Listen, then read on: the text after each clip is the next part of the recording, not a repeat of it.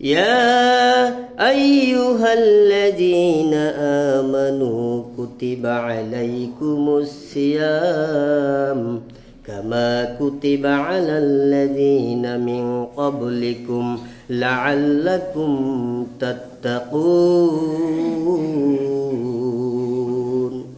صدق الله العظيم وصدق رسول النبي الكريم نحن على ذلك من الشاهدين قال رسول الله صلى الله عليه وسلم من صام رمضان إيمانا واحتسابا غفر له ما تقدم من ذنبه أو كما قال عليه الصلاة والسلام।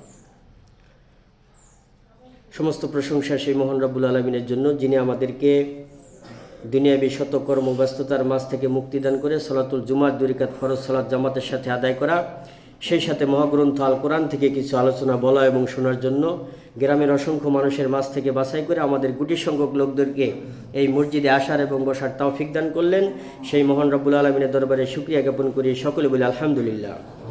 অসংখ্য দরুদ ও সালাম সেই বিশ্ব মানবতার মুক্তির দিশারি সৈয়দুল মুরসালিন রহমাতুল্লিল আলামিন, যেনার আনিত আদর্শ বাস্তবায়ন করার লক্ষ্যে আমাদের সকল প্রচেষ্টা, সেই বিশ্বনবীর শানে আমরা সংক্ষিপ্ত দরুদ ও তাসলিম পেশ করছি, সকলে বলি সাল্লাল্লাহু আলাইহি সাল্লাম। সম্মানিত উপস্থিতি, আমি আপনাদের সামনে মহাগ্রন্থ আল কোরআনের সূরাতুল বাকারার 183 নম্বর আয়াত তেলাওয়াত করেছি, যার সরল অর্থ আনুষঙ্গিক 2-4টি কথা বলেই আমি আমার আলোচনা শেষ করার চেষ্টা করব। আমার তৌফিক ইল্লা বিল্লাহ। এরশাদ হচ্ছে, হে ইমানদার বান্দাগণ, তোমাদের উপর রোজা ফরজ করা হয়েছে যেমনিভাবে ফরজ করা হয়েছিল তোমাদের পূর্ববর্তী লোকদের উপর। আশা করা যায় যে তোমরা মুত্তাকির গুণগুলো অর্জন করতে পারবা। তো প্রিয় উপস্থিতি, আমি গত শুক্রবারে মূলত এই আয়াতের প্রথম অংশ যে এটার ব্যাপারে আলোচনা করেছিলাম। আজকের মূলত আলোচনার বিষয় হচ্ছে আমার লাআল্লাকুম তাত্তাকুন, যে এই রোজাটা আল্লাহ তাআলা এমনি এমনি ফরজ করে নাই। এই রোজাটি আমাদের মধ্যে ফরজ করার পিছনে যে উদ্দেশ্য, সেটি হচ্ছে মূলত তাকওয়া অর্জন করা, যাতে করে বান্দা মুত্তাকি হতে পারে। কারণ মুত্তাকি ছাড়া কেউ জান্নাতে প্রবেশ করতে পারবে না। জান্নাতে প্রবেশ করার জন্য আপনার আমার মুত্তাকি হওয়ার দরকার আছে না নাই? আছে। কারণ আল্লাহ তাআলা বলছেন, ইন্না লিল মুত্তাকিনা মাফাজা, নিশ্চয়ই কি মুত্তাকিদের জন্য রয়েছে বড় পুরস্কার। এজন্য মুত্তাকি ছাড়া কেউ জান্নাতে প্রবেশ করতে পারবে না। এজন্য আমাদেরকে মুত্তাকি হওয়ার দরকার আছে। তো আমি এই তাকওয়ার ব্যাপারে বা মুত্তাকির ব্যাপারে আজকে আমি আলোচনা করতে চেয়েছিলাম, এটা গত শুক্রবারেই বলে রেখেছিলাম। তো মুত্তাকির ব্যাখ্যা যদি আমরা আসলে সংক্ষিপ্ত আকারেও করতে যাই, তবুও অনেক সময় লাগবে, তত লম্বা সময় তো আমরা পাবো না মূলত। তারপরেও সংক্ষিপ্তভাবে যতটুকু বলা যায় সেটা আমি চেষ্টা করব। আমার তৌফিক ইল্লা বিল্লাহ। আল্লাহ তাআলা সূরা বাকারার প্রথমের দিকে একটা মুত্তাকির মোটামুটি একটা ব্যাখ্যা দিয়েছেন।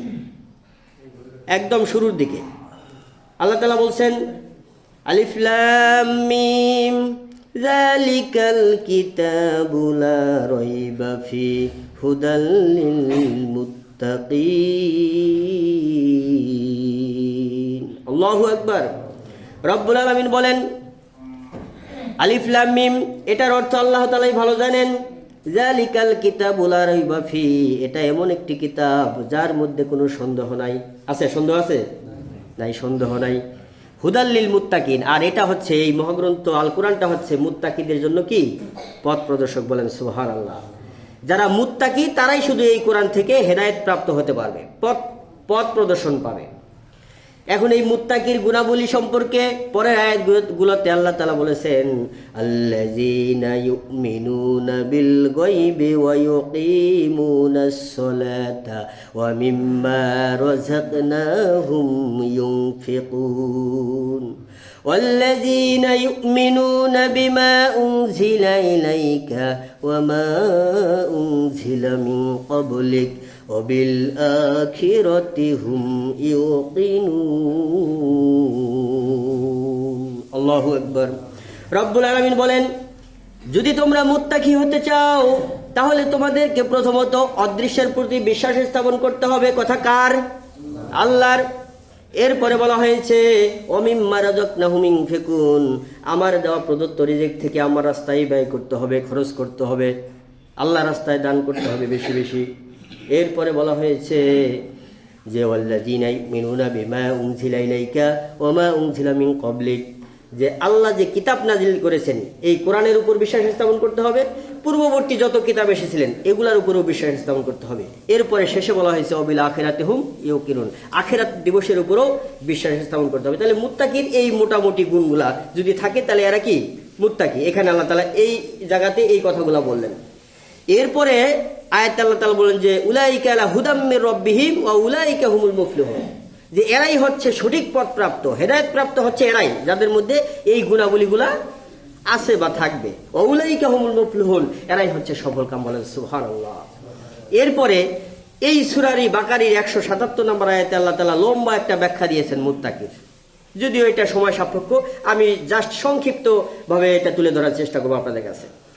রব্বুল আলামিন বলেন লাইসাল বিররা আন তুওয়াল্লু উজুহাকুম কিবালাল মাশরিকি ওয়াল মাগরিব ওয়ালাকিন্নাল বিররা মান আমানা বিল্লাহি ওয়াল ইয়াউমিল আখির ওয়াল মালাইকাতি ওয়াল কিতাবি ওয়ান নাবিয়্যিন ওয়া আতাল মাল আলা হুব্বিহি যাবিল কুরবা واليتامى والمساكين وابن السبيل والسائلين وفي الرقاب وأقام الصلاة وآتى الزكاة والموفون بعهدهم إذا عاهدوا والصابرين في البأساء والضراء وحين البأس أولئك الذين صدقوا وأولئك هم المتقون। আল্লাহু আকবার। রব্বুল আলামিন এখানে মুত্তাকিদের লম্বা একটা ব্যাখ্যা প্রদর্শন দেখায় দিয়েছেন যে লাইসাল বিররা আন তুওয়াল্লু উজুহাকুম কিবালাল মাশরিকি ওয়াল মাগরিব, পূর্ব এবং পশ্চিম দিকে মুখ ঘোরানোর মধ্যে কোনো কল্যাণ নাই। আমরা কি পশ্চিম দিকে সেজদা দিই না দেই? মারাত্মক কথা বলছে কিন্তু। পূর্ব এবং পশ্চিম দিকে মুখ ঘোরানোর মধ্যে কোনো কল্যাণ নাই। আগে কিন্তু ওই যে বাইতুল মুকাদ্দাসে আপনার কি কয় ওইদিকে সিজদা করা হতো। এরপরে আবার মানে আল্লাহ তাআলা আবার বললেন কি সিজদা ঘোরাও, মক্কা থেকে বাইতুল মুকাদ্দাসের দিকে সিজদা ঘোরাও। এটা আবার চেঞ্জ করে দিলেন আল্লাহ তাআলা। এই যে পূর্ব পশ্চিম দিকে মুখ ঘোরাঘুরির মধ্যে কি নাই? কোনো কল্যাণ নাই। বরং কল্যাণ আছে কোথায়? মান আমানা বিল্লাহ ওয়াল ইয়াউমিল আখির ওয়াল মালাইকাতি, এই যে পরের যে কথাগুলো আসছে এইখানে মূলত কল্যাণ রয়েছে। সেখানে কি কি কথাগুলো আছে? আপনার বিশ্বাস করতে হবে আল্লাহর প্রতি, আমাদের তো বিশ্বাস আছে ইনশাআল্লাহ। এরপরে আপনার বিশ্বাস করতে হবে কিতাবের প্রতি, তারপরে ফেরেশতাদের প্রতি, তারপরে আপনার নবীগণের প্রতি, এরপরে আখিরাতের প্রতি। এরপরে আসতেছে আপনার আমার যে জানমালগুলো আছে, আমার আপনার নিজের প্রিয় যে সম্পদগুলো আছে, এই সম্পদ থেকে আপনাকে ব্যয় করতে হবে। কি ওয়াতাল মালা আলা হুব্বিহি যাবিল কুরবা ওয়াল ইয়াতামা ওয়াল মাসাকিন। এখানে বলা হয়েছে যে তোমার যে সবচেয়ে নিকটাত্মীয় আছে, তোমার ওই সম্পদ থেকে তাদেরকে তুমি কি করো? দান করো। আমরা কয়জনে করি? মুত্তাকির গুণাবলী বলতেছি কিন্তু আমি। আগে ওই বিশ্বাস স্থাপনগুলা করে আল্লাহ, রাসূল, কিতাব, ফেরেশতা এইগুলার উপর বিশ্বাস স্থাপন করার পরে আপনাকে আমাকে যে কাজটি করতে হবে সেটি হচ্ছে আপনার আমার নিকটবর্তী লোকদের মাঝে কি আপনার আমার সম্পত্তি থাকলে এটা ব্যয় করতে হবে, দান করতে হবে, তাদেরকে দিতে হবে কি আগে। এরপরে বলা হয়েছে মাসাকিন, মিসকিন, ইয়েতিম মিসকিন এদেরকে দান করতে হবে। এবং যারা সাহায্য প্রার্থী, যারা আপনার কাছে হাত বাড়ায় চায় যে ভাই আমার কিছু দেন, এদেরকেও আপনাকে দিতে হবে। এবং যারা মুসাফির আছে, অনেক দূর থেকে আসছে, বাড়ি মনে করেন যে ঢাকা বা অনেক দূরে, এখানে এসে সে বা অসহায় হয়ে গেছে, টাকা নেই, অথচ বাড়িতে সে ধনী হতে পারে, অনেক তার সম্পদ আছে, কিন্তু এই জায়গায় এসে সে অসহায় হয়ে পড়েছে, আপনার কাছে চাইছে, আপনাকে দিতে হবে তাকে। এরপরে বলা হয়েছে যে কৃতদাস মুক্ত করার জন্য যদি আপনি সম্পদ ব্যয় করেন। এই প্রথাটা অবশ্য আমাদের বাংলাদেশে এখন চালু নাই, এটা আগেকার আমলে ছিল। এই জন্যে কৃতদাস প্রথা যেহেতু নাই, এটা আপনি বাদ দিতে পারেন। অর্থাৎ একটা গোলামকে কিনে আপনি তাকে মুক্ত করে দিলেন, এখন তো আমাদের মধ্যে গোলাম কেনা বেচা হয় না, কাজে এইটা বাদ। এই কাজগুলা করতে হবে। সর্বশেষ কথা হলো যে আকামুস সালাত ওয়া আতাউজ যাকাত, নামাজ কায়েম করতে হবে। নামাজ কায়েম কি একা কি আপনি আমি নামাজ পড়লে হবে? না। আজকে আমাদের এই এত বড় সমাজে এই কয়টা মুসল্লি আমাদের মানুষ এই সমাজে না। একটা বাড়ি থেকে যদি একজন করেও আসতো তবু এতক্ষণে জায়গা দেওয়া যেত না, ঠিক কিনা বলেন? আমাদের দোতলা মসজিদের প্রয়োজন হতো। নামাজের কোনো ধারধারি না আমরা, রমজান মাস আসলে শুধু মাগরিবের সময় একটু বেশি দেখতে পাই, এরপরে এশার সময় তারাবিতে অর্ধেক, আর নাই, আর সারা দিনের কোনো খোঁজ খবর নাই। তারপরেও যদিও রমজান মাসে যতটুকু আছে, রমজান মাস পার হয়ে গেল এইটুকুও নাই, ঠিক কিনা বলেন? এই ধারাবাহিকতা রক্ষা করার জন্যই কিন্তু আল্লাহ তাআলা প্রতি বছর ঘুরায় ফিরে আপনার আমার মাঝে রমজান দান করে, বলেন সুবহানাল্লাহ। এখান থেকে ট্রেনিং নেওয়ার জন্য যে এখন যেভাবে তোমরা নিয়মতান্ত্রিক ভাবে যতটুকুই চলতেছো, এইভাবে কি বাকি 11 মাসও চলতে হবে। কিন্তু কই পাবো?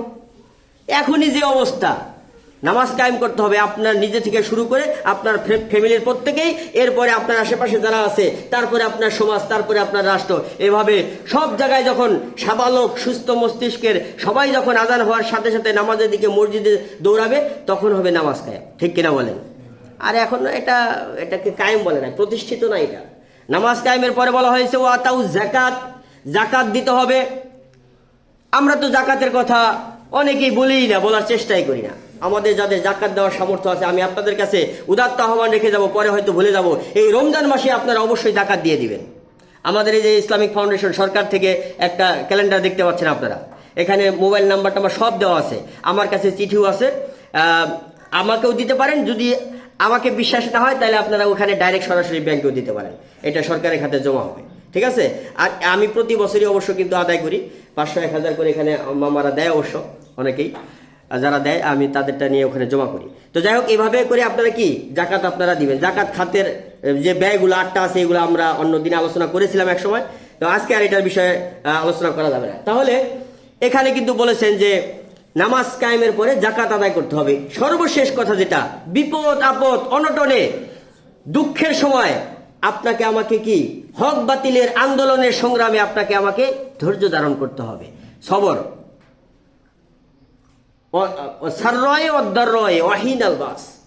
বিপদ আপদে হক বাতিলের সংগ্রামে আপনাকে আমাকে ধৈর্য ধারণ করতে হবে। এরা আল্লাহ বলেন উলাইকাল্লাযিনা সাদাকু, এরাই হচ্ছে সত্যশ্রয়ী, ওয়া উলাইকা হুমুল মুত্তাকুন, এই গুণাবলীগুলো যাদের ভিতরে থাকবে এরাই হচ্ছে মুত্তাকি, বলেন সুবহানাল্লাহ। এখন এখানে 12 থেকে 16টা পয়েন্টের কথা আমি বললাম সংক্ষিপ্তভাবে, এটা ব্যাখ্যা ছাড়া বোঝা মুশকিল না? তারপরেও আমি জাস্ট শুধু নামগুলা, পয়েন্টগুলো শুধু খালি বলে দিলাম। তাহলে এই গুণাবলীগুলো আপনাকে আমাকে অর্জন করতে হবে। এরপরে দেখেন আল্লাহ তাআলা সূরা আল ইমরানের 102 নম্বর আয়াতে বলেছেন, ইয়া আইয়ুহাল্লাযীনা আমানুত্তাকুল্লাহা হাক্কা তুকাতিহি ওয়া লা তামুতুন্না ইল্লা ওয়া আনতুম মুসলিমুন। রব্বুল আলামিন বলেন, হে ইমানদার বান্দাগণ, তোমরা আমি আল্লাহকে ভয় করো যেভাবে ভয় করা দরকার, ঠিক কিনা বলেন? শুধুমাত্র এই রমজান মাসে আপনি আল্লাহকে ভয় করবেন, বাকি 11 মাস ভয় করবেন না। এখন তো ইচ্ছা করলে আমি ঘরের দরজা জানালা বন্ধ করে দিয়ে পেট ভরে ভাত খেতে পারতাম, ঠিক কিনা বলেন? কেউ দেখতো না, দেখতো কে? এই শুধুমাত্র কেবলমাত্র আল্লাহর ভয়ে আমি চুপ করে দরজা জানালা লাগায় ভাত খাই না, এক গ্লাস পানিও খাই না, এক ঢোক পানিও খাই না। ইচ্ছা করলে পানির নিচে ডুব দিয়ে পেট ভরে আমরা পানি খাইতে পারতাম, কিন্তু শুধুমাত্র আল্লাহর ভয়ে আমরা যে পানি খাই না, এটার নাম হচ্ছে তাকওয়া। এটার নাম কি? তাকওয়া। আল্লাহ রাসূল সাল্লাল্লাহু আলাইহি ওয়াসাল্লামের এক সাহাবী আরেক সাহাবীকে জিজ্ঞাসা করলেন, এ ভাই, কাব ইবনে মালিক রাদিয়াল্লাহু তাআলা আনহুকে জিজ্ঞাসা করলেন, ভাই আপনি কি জানেন এই তাকওয়া কাকে বলে? তখন উনি বলল যে আপনি কি কখনো এই একদম চিকন কোনো রাস্তায় হেঁটেছেন, যে রাস্তার দুই পাশে কাঁটাযুক্ত গাছ, একদম সরু রাস্তা, চিকন রাস্তা? কয় হ্যাঁ হেঁটেছি। বললো কিভাবে হেঁটেছেন? বলছে যে আমার জামা কাপড়গুলো একদম আটোসাটো করে আমি হেঁটেছি, যাতে করে আমার ওই কাঁটার সাথে আমার কাপড় না লেগে যায়। কয় এটার নাম হচ্ছে তাকওয়া, বলেন সুবহানাল্লাহ। বাইম মাছ দেখছেন? বাইম মাছ তো আমরা সবাই দেখছি। ওটা থাকে কোথায়? কাদার ভিতরে থাকে। আপনি যখন টান দিবেন ওর শরীরে কি কোনো কাদা লেগে থাকে? থাকে না। তার মানে এই বাইম মাছের মতো আপনাকে আমাকে সমাজে চলতে হবে। হাজারো সমস্যা সমাজের ভিতরে আছে, ঠিক আছে না নাই? নানান রকমের অশ্লীলতা, বেহায়াপনা, খুন, ধর্ষণ, ছিন, হত্যার, মানে নানান কিছু আছে, পাপে জর্জরিত। এই জায়গায় তো আমাকে ভালো থাকতে হবে সেই বাইম মাছের মতো, ঠিক কিনা বলেন? এটার নাম হচ্ছে তাকওয়া। তাকওয়া হচ্ছে কিরকম জানেন? ওমর রাদিয়াল্লাহু তাআলা আনহুর আমলে একজন মা এবং মেয়ে গভীর রজনীতে ছাগলের দুধ দহন করেছে, অল্প দুধ হয়েছে। মা মেয়েকে বলতেছে, আজকে যেহেতু দুধ অল্প হয়েছে, তুমি দুধের ভিতরে একটু পানি মেশাও। প্রিয় ভাইয়ের আমার, ওই মেয়েটা বলল, মা আমার দ্বারা এই কাজ করা কখনোই সম্ভব হবে না। কারণ হচ্ছে যে এটি করা অন্যায়। আল্লাহকে ভয় করতে হবে। আমি আল্লাহকে ভয় করি। সর্বোপরি ওমর রাদিয়াল্লাহু তাআলা আনহু যদি দেখে ফেলে তাহলে কি হবে? আমাদের গর্দান কাটা যাবে। মা বললো, এত রাতে তোমার খায়া কাম নাই, ওমর রাদিয়াল্লাহু তাআলা আনহু আমাদের এখানে আসছে না। অথচ ওমর রাদিয়াল্লাহু তাআলা আনহু কি ওই বাড়ির পিছনে তখন দাঁড়ায় হঠাৎ, কারণ তারা তো কি বাড়ি বাড়ি মানে রাস্তা দিয়ে খোঁজ খবর নিত যে কার বাড়িতে কি সমস্যা আছে না না আছে। তো দেখা যায় আল্লাহর কি কাম, ওই বাড়ির পিছনে ওমর রাদিয়াল্লাহু তাআলা আনহু এই কথাগুলো শুনতেছে। তখন মা বলল যে না, ওমর তো এত রাত্রে এখানে আসার কথা না, যে ওমর না আসুক, কিন্তু আমার আল্লাহ তাআলা তো আমাকে ঠিকই দেখবে যে আমি আসলে দুধে পানি মিশাচ্ছি না কোনটা, ঠিক কিনা বলেন? এই যে আল্লাহর ভয়ে যে মেয়েটা দুধের ভিতরে পানি মিশাইলো না, এটার নাম কি? তাকওয়া। এটার নাম কি? তাকওয়া। কারণ গভীর রজনীতে আর কেউ না দেখলেও, ওমর রাদিয়াল্লাহু তাআলা আনহু না দেখলেও দেখবেন কে? আল্লাহ। এই আল্লাহর ভয়ে যে পানি মিশালো না, এটার নাম হচ্ছে তাকওয়া। আর এই মেয়েকে দিয়েই তার ছেলেকে পরের কি বিবাহের প্রস্তাব দিলেন ওমর রাদিয়াল্লাহু তাআলা। বলেন সুবহানাল্লাহ। একজন প্রধানমন্ত্রীর ছেলে দিয়ে একজন একদম গরিব, মানে কোন গরিবটা? কারণটা কি? শুধুমাত্র তার ভিতরে তাকওয়াটা ছিল, আর কিছু দেখে নাই, সম্পদ দেখে নাই। আমাদের ছেলে মেয়ে বিয়ে করাতে গেলে তো আমরা কি দেখি? আগে সম্পদ দেখি, ঠিক কিনা বলেন? যে কত টাকা দিতে পারবো না পারবো, যা এইটা আলাদা বিষয়। তো এইভাবে তাকওয়ার ব্যাখ্যা অনেক রয়েছে। সর্বশেষ কথা হলো যে আল্লাহ তাআলা সূরা জুমারের 33 নম্বর আয়াতে বলেছেন, একদম স্ট্রেট কাট কথা, ওয়াল্লাযী জাআ বিস-সিদকি ওয়া সাদ্দাকা বিহি উলাইকা হুমুল মুত্তাকুন। রব্বুল আলামিন বলেন, যিনি সত্য নিয়ে এসেছেন, সত্য কে নিয়ে এসেছেন? মুহাম্মদ সাল্লাল্লাহু আলাইহি সাল্লাম। আর যা নিয়ে এসেছেন কি? এই সত্যটা নিয়ে এসেছেন না? তাহলে যিনি সত্য নিয়ে এসেছেন সেটাকে যে সত্য হিসাবে মেনে নিল এবং কি গ্রহণ করে নিল, আল্লাহ বলছেন এরাই হচ্ছে মুত্তাকি। বলেন সুবহানাল্লাহ। তাহলে সর্বশেষ কথা হলো, যারা এই কোরআনটাকে মেনে নিতে পারবে এরাই হচ্ছে কি? মুত্তাকি। কোরআন মানলো না, যাদের সামনে এই কোরআনটাকে তেলাওয়াত করা হলে, সত্যটা প্রচার করা হলে, যারা এইটাকে অসত্য হিসাবে, মিথ্যা হিসাবে যারা অস্বীকার করে, মানে না, বরং যিনি সত্য প্রচার করে তাকেই বলে মিথ্যাবাদী। এই এটা কই পাইছো তুমি? আছে না নাই? তাকেই বলা হয়। মুহাম্মদ সাল্লাল্লাহু আলাইহি ওয়াসাল্লামকে এরকম কত বলা হয়েছে, আপনার জাদুকর বলা হয়েছে, মিথ্যাবাদী, তারপরে আরো কি জাদুকর, নাটক বাস্টার, কত কিছু বলা হয়েছে। সর্বশেষ বলা হয়েছে তুমি যদি এই চাঁদকে দ্বিখণ্ডিত করতে পারো তাহলে আমরা ঈমান আনবো, কিন্তু তারপরেও তারা আনে নাই। তখন পাই যে এই লোকটা আসলে জাদুকর। তার মানে সত্য উপস্থাপন করার পরে যারা অস্বীকার করে এরা কখনো জান্নাতে যেতে পারবে না। আর যারা এটা মেনে নিবে এই কোরআনটাকে, এরাই হচ্ছে মূলত আসল মুত্তাকি। আল্লাহ তাআলা বলছেন যারা এই মুত্তাকির গুণগুলো অর্জন করতে পারবে, ওয়ালাউ আন্না আহলাল কুরা আমানু ওয়াত্তাকাউ লা ফাতাহনা আলাইহিম বারাকাতিম মিনাস সামাই ওয়াল আরদ। রব্বুল আলামিন বলেছেন, যে জনপদের মানুষেরা আমি আল্লাহর প্রতি ঈমান আনতে পারবে এবং এরপরে আমার প্রতি ভয় করে, আমাকে ভয় করে চলতে পারবে, রব্বুল আলামিন বলেছেন ওই জনপদের আসমান এবং জমিনের যত রহমত বরকতের দরজা আছে সমস্ত দরজা আমি খুলে দেব। বলেন সুবহানাল্লাহ। এভাবে করে অনেক মুত্তাকির ব্যাখ্যা আছে। আপনি আমি যদি তাকওয়া অর্জন করতে পারি, আল্লাহ বলছে ওমাইয়াত্তাকিল্লাহ ইয়াজআল লাহু মাখরাজা, যে ব্যক্তি আমি আল্লাহকে ভয় করে চলতে পারবে, আল্লাহ বলছেন যে তার রিজিকের ফয়সালা এমন জায়গা থেকে হবে সে কখনো কল্পনাও করতে পারে নাই। আল্লাহ তাআলা এমনি ভাবে অনেক কথা বলেছেন, আমাদের কথা বলার সুযোগ নাই। সূরা হাশরের 18 নম্বর আয়াতে আল্লাহ তাআলা বলছেন, ইয়া আইয়ুহাল্লাযীনা আমানুত্তাকুল্লাহ ওয়াল তানজুরু নাফসুম মা কদ্দামাত লিগাদ ওয়াত্তাকুল্লাহা ইন্নাল্লাহা খাবীরুম বিমা তা'মালুন। এখানেও আল্লাহ তাআলা বলছেন যে আগামী কালের জন্য তুমি কি প্রস্তুত করে রেখেছো এইটা তুমি আগে ভাবো, আর আল্লাহকে ভয় করে চলো। আগামীকাল বলতে কি? কিয়ামতকে বোঝানো হয়েছে। আপনি আমি যতদিন বেঁচে থাকবো এটা হচ্ছে আজ, আর মরে যাওয়ার সাথে সাথে হচ্ছে আগামীকাল। ওটা কি? আগামীকাল। তাহলে আগামীকালের জন্য আপনি আমি কি প্রস্তুত করে রেখেছি এটার ব্যাপারে আপনাকে আমাকে সজাগ থাকতে হবে। আপনি আমি বুঝবো যে আমার সময়, আমার শ্রম, আমার অর্থ, আমার যত কিছু আছে সব কিছু কি ইসলামের কাজে ব্যয় লাগতেছে? আমার সম্পদ কি ইসলামের জন্য ব্যয়িত হচ্ছে? আমার সময়টা কি ইসলামের জন্য ব্যয় হচ্ছে? আমার যত মানে জিনিস আছে সব কিছু কি, আমার কথা, আমার আলোচনা সব কি ইসলামের পক্ষে কাজ করতেছে না ইসলামের পক্ষে চলে যাচ্ছে? এটা যদি আপনি আমি বিবেক লাগিয়ে কাজে লাগাইতে পারি তাহলে অবশ্যই বুঝতে পারবো যে আমার আপনার আগামীকাল সেই কিয়ামতের জন্য আমি কি কি প্রস্তুত করে রাখতেছি এটা বোঝা যাবে। আল্লাহ তাআলা যেন আপনাকে আমাকে আল্লাহকে ভয় করে এই রমজান মাসের মধ্যেই তাকওয়ার গুণগুলা যাতে আমরা অর্জন করতে পারি, এতটুকু উদাত্ত আহ্বান জানিয়ে, সময় একটু বেশি লাগার কারণে আমি আপনাদের কাছে ক্ষমা এবং দুঃখ প্রকাশ করে এই কথাগুলো না বললেই নয়, না হলে ফিনিশিংটা হইতো না। এই কারণে আমি একটু সময়টা বেশি নিয়ে ফেললাম, এই জন্য দুঃখ প্রকাশ করছি। আল্লাহ তাআলা যেন আপনাকে আমাকে এই রমজান মাসেই তাকওয়ার গুণগুলো অর্জন করতে পারি, করার তৌফিক দান করেন, এবং জাকাতটা যেন আমরা এই রমজান মাসেই দিতে পারি, কারণ 1 টাকা দিলে 70 টাকার সওয়াব পাওয়া যাবে। অতএব এই জাকাতটা যদি আপনি অন্য মাসে দেন তাহলে এই পরিমাণ সওয়াব আমি পাবো না, এই জন্য রমজান মাসে দিয়ে দেওয়ার চেষ্টা করব। আল্লাহ তাআলা আপনাকে আমাকে জানি সে তৌফিক দান করেন। ওয়া মা তৌফিক ইল্লা বিল্লাহ। আসসালামু আলাইকুম ওয়া রাহমাতুল্লাহি ওয়া বারাকাতুহু।